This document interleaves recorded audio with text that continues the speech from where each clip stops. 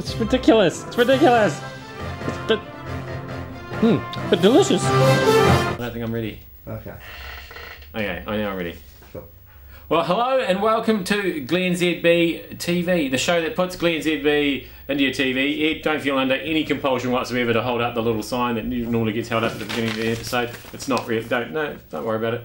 The moment's gone. Okay, we start Star Wars wars because, of course, with the big news that Lucas has signed up for another 3 movies. What is with the whole Star Wars argument? People hate hearing that there are going to be more Star Wars movies. They hated that there were more Star Wars movies the last time you did 3 more movies. Hated it. Hated it. They're desperately clinging on to the original Star Wars movies. They'll never be as good. They hate this guy. It's all because of Jar Jar Binks. He's like... I love Jar Jar Binks. What's wrong with Jar Jar Binks? Come on! The bit where he gets the plasma ball and numbs his own face with it, that is comedy gold, people! And it's not like we haven't had stupid characters in the original Star Wars movies. Who could forget these guys?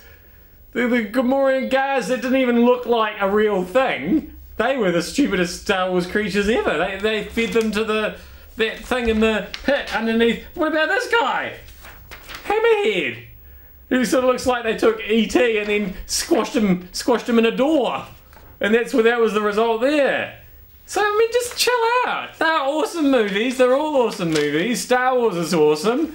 The whole thing, just, guys, you take things so seriously, you Star Wars nerds. Just chill out and watch some more new movies. It's going to be good. All right. Speaking of Star Wars, Alex, I know that what you're looking at that and you're thinking, what does that headline mean? So I want to explain. Interesting news from the Paris Masters this morning in obscure tennis news, because someone who is not an obscure tennis player, Novak Djokovic, he crashed out. They always crash out in tennis tournaments, don't they? They crash out. He's crashed out. He won the first set 6-love, and yet then crashed out 7-6, 6-4. He's the #1 tennis player. And the guy who beat him is a bloke called Sam Querrey. You know Sam Querrey? Sam Querrey! Yes you do, yes you do. Come on, you know, this guy here. This guy. Oh no, hang on. Maybe it's this guy. Could be this. Yes, he's got S Querrey on his. That guy. You know, Sam. You do so. Anyway, I'm thinking, that's weird. The #1 tennis player being knocked out of a tournament by someone nobody's ever heard of. What's going on there?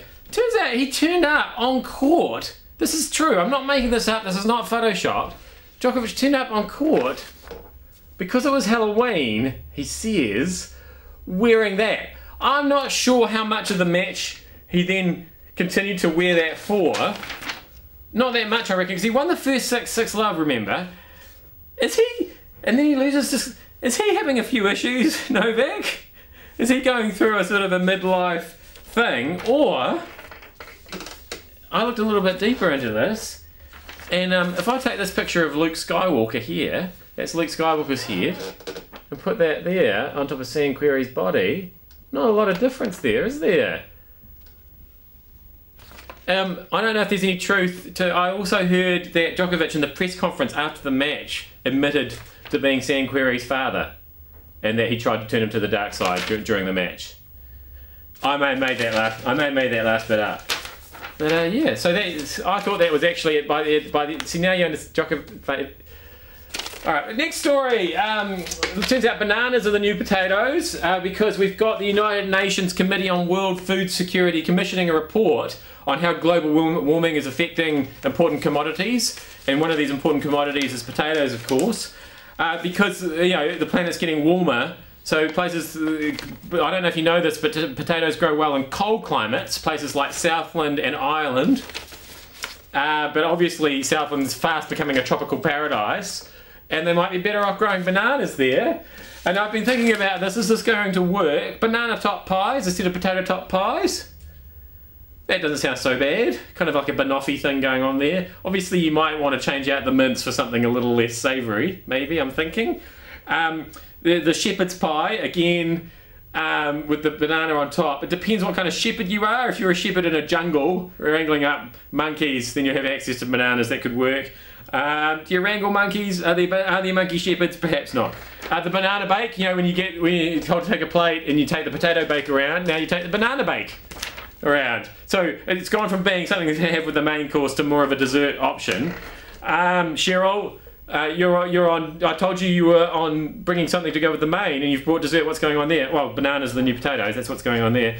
I like, when I go to KFC, I like, it's quite bad to admit, but I quite like dipping the KFC chips, which taste slightly of KFC, so they're quite yummy, in the potato and gravy. So I've got a sort of a carb, fat wrapped in fat scenario going on there. So then I guess I'd be dunking banana chips in banana and gravy. This isn't going to work, United Nations. I think you need to rethink the replacing the potatoes with bananas.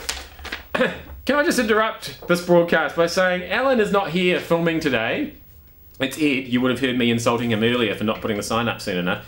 He's having a bit of a sleep in today because and this is why he's going to the music awards tonight. Guess who else is going to the music awards tonight, Alan? If you can be bothered watching, me. Guess what time I start tomorrow morning? 4 o'clock. Harden up, dude. Slacker. And just speaking of the music awards, I know that I am important because my pass says it's a VIP pass. Relatively important. It's at Vector. It's quite a big place. I imagine there's going to be quite a few important people there. But am I cool? Because I'm just running through the list of finalists and then the awards, and this is when you realise that you thought you were kind of with it because you knew who Kimber was and who 660 was and who Anna Mac and Jen Wigmore. You've heard of these people. I've heard of these people. I've met some of them. Homebrew, I've heard of. Don't know what any of their songs are called.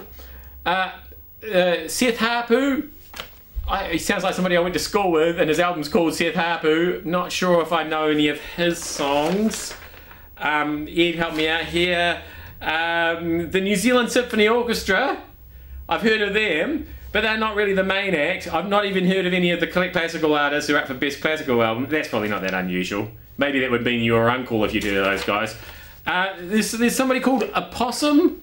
Opossum, Ed, you've heard of it?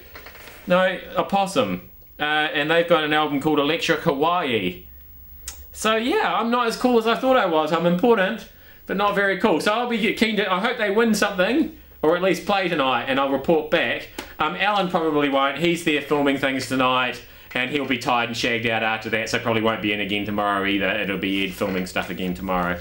But don't worry, I'll be here. I think I might be reasonably cool. I've been invited to the EMI after party. It starts at 11, finishes at 4, which is actually the same time that I start here. So, what a wacky old rockstar world I live in, eh? Anyway, thank you. That was glennzb TV. Thanks for having me in your telly. I'll be here tomorrow if I can be bothered. Hey, Alan.